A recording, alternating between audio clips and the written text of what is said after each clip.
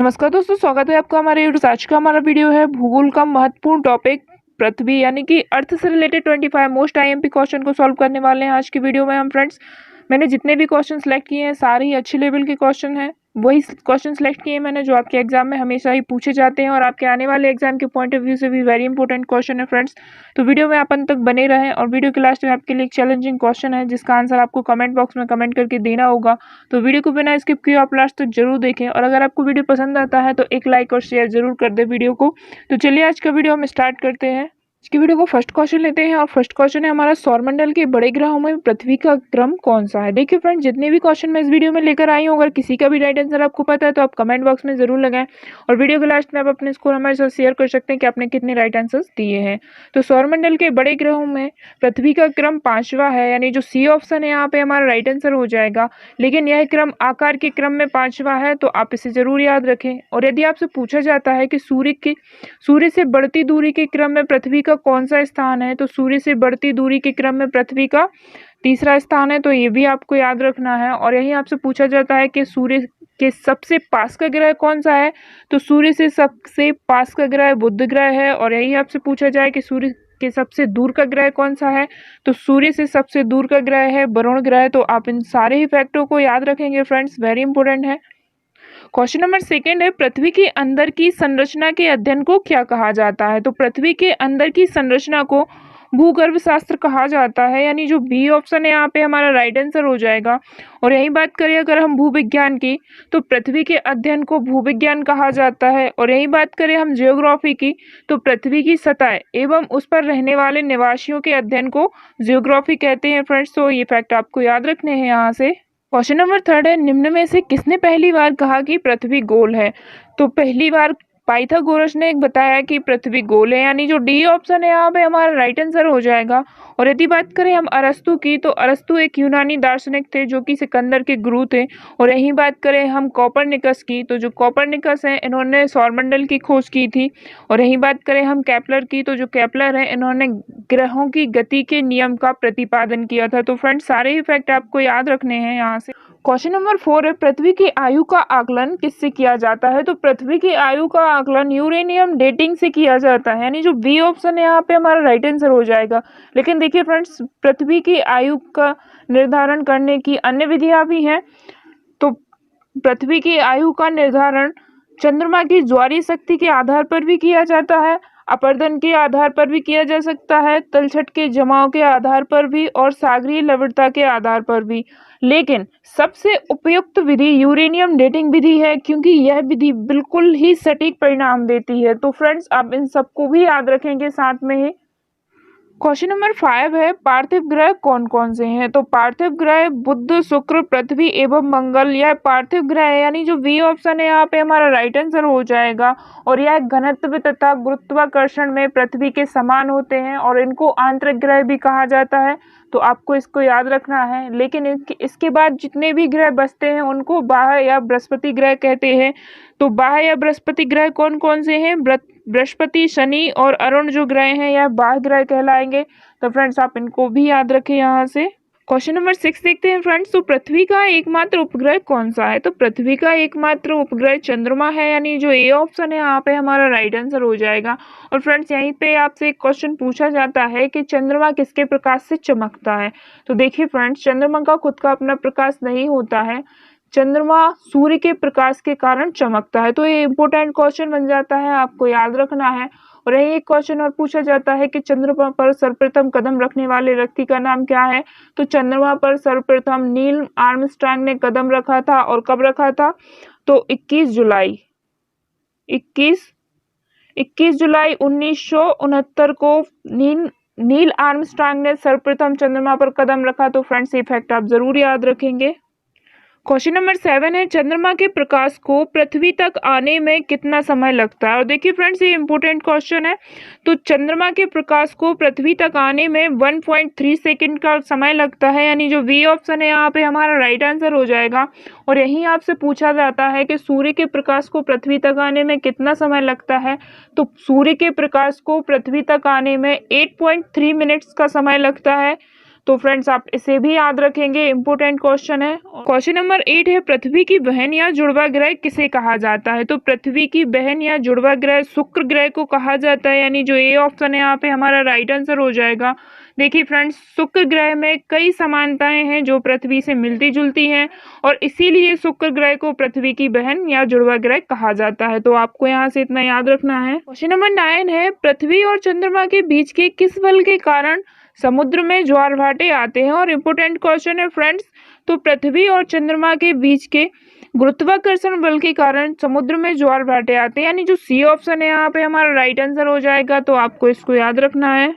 Question number 10 है, पृथ्वी का ध्रुवीय व्यास उसके विषुवत व्यास से कितना कम है? तो देखिए फ्रेंड्स, पृथ्वी का जो विषुवत व्यास है यह 12,756 किलोमीटर है एवं पृथ्वी का जो ध्रुवीय व्यास है यह 12,712 किलोमीटर है।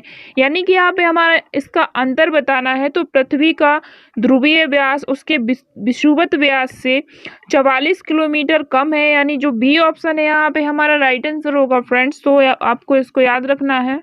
क्वेश्चन नंबर 11 है, पृथ्वी का सूर्य के चारों ओर घूमना कौन सी गति कहलाती है? तो पृथ्वी का सूर्य के चारों ओर घूमना परिक्रमण गति कहलाती है, यानी जो वी ऑप्शन है यहाँ पे हमारा राइट आंसर हो जाएगा।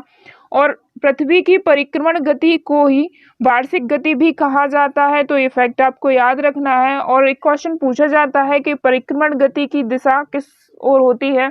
तो परिक्रमण गति की दिशा पूर्व से पश्चिम की ओर होती है। तो फ्रेंड्स ये फैक्ट आप जरूर याद रखें, इंपॉर्टेंट हो जाता है। और यदि आपसे पूछा जाता है कि पृथ्वी को सूर्य की परिक्रमा करने में कितना समय लगता है, तो पृथ्वी को सूर्य की परिक्रमा करने में 365 दिन और 6 घंटे का समय लगता है फ्रेंड्स।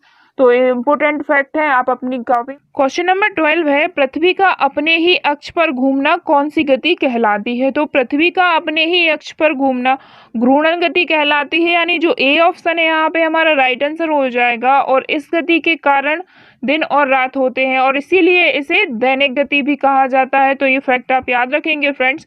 और जो घूर्णन गति है इसकी दिशा भी पूछी जाती है, तो इसकी दिशा पश्चिम से पूर्व की ओर होती है। कहाँ से? पश्चिम से पूर्व की ओर। तो ये जरूर याद रखें। इसके पहले का क्वेश्चन जो था कि पृथ्वी का परिक्रमण गति की दिशा पूछी गई थी और इसमें आपसे घूर्णन गति की दिशा पूछी गई है। तो परिक्रमण गति की दिशा है पूरब से पश्चिम की ओर और जस्ट अपोजिट है इसमें। अगर आपसे घूर्णन गति की दिशा पूछी जाती है तो पश्चिम से पूर्व की ओर। तो फ्रेंड्स ये फैक्ट आप बहुत ही इंपॉर्टेंट है, आप इन्हें याद रखेंगे।